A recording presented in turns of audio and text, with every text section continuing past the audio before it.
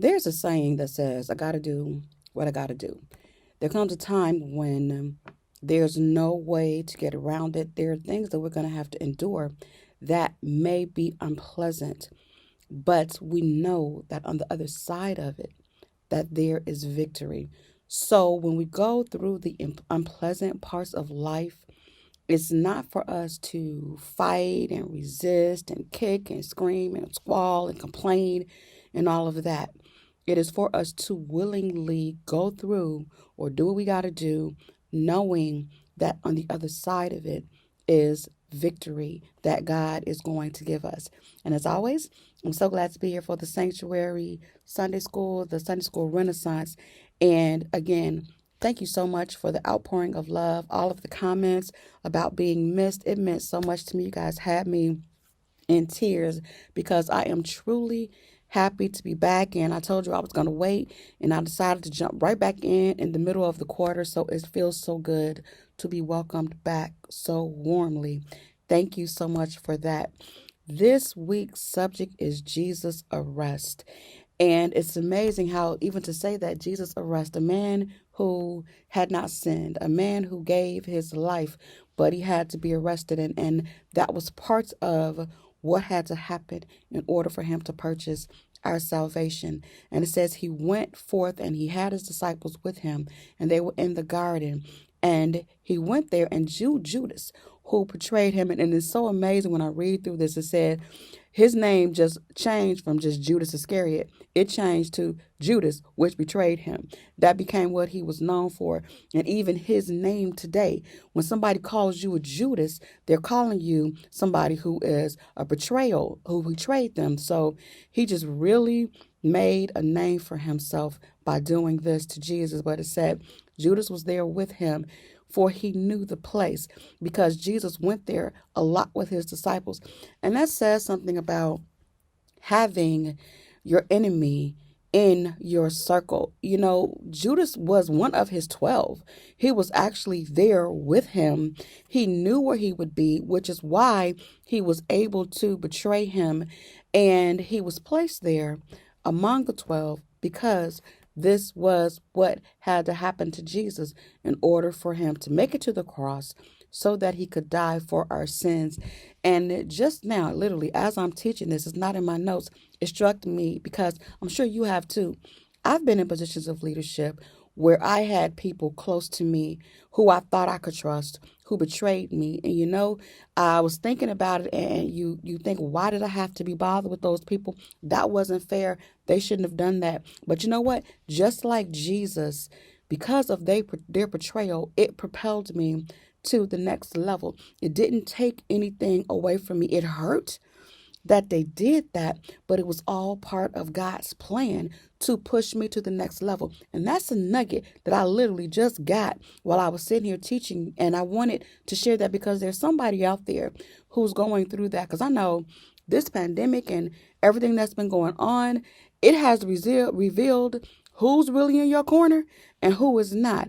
And some of us have lost people. I don't mean died. We've lost relationships with people that we thought were our people, and it turned out that they weren't, and that's painful. But that sometimes is a part of the walk. And even though it may be painful, it is something that has to happen in order to move you to the place where you can really work for the Lord. That just blessed me. I hope it blessed you. So Jesus knew where he was, and Judas knew where he was, and he had already set this up. He had gotten the money, the silver to turn over Jesus, and he was there. So then they came and they said, "Who do you seek?" And then they told him, he said they sought Jesus. He told them who they were looking for. And I love this little nugget that I pulled out that I noticed this time. And he told them, he said, "I already told you that I am he. So take me and leave the rest of them alone." So even in this point, when Jesus knew what was about to happen to him, he was concerned about his disciples, and he made sure that they knew who he was, because he didn't want them to stab the wrong person with the spear or arrest the wrong person. This is my job, okay? I'm accountable for this. This is something that I have to do. I am the only one equipped to save the world by shedding my blood. So I need to make sure that everybody that God gave me, I love this, everybody that God gave me, assigned to me while I was down here on earth, I have kept them and I have kept them safe. The only disciple that did end up getting lost was Judas, and that's because Judas betrayed him. But everybody who stayed with Jesus, he was able to preserve them while he was here on earth.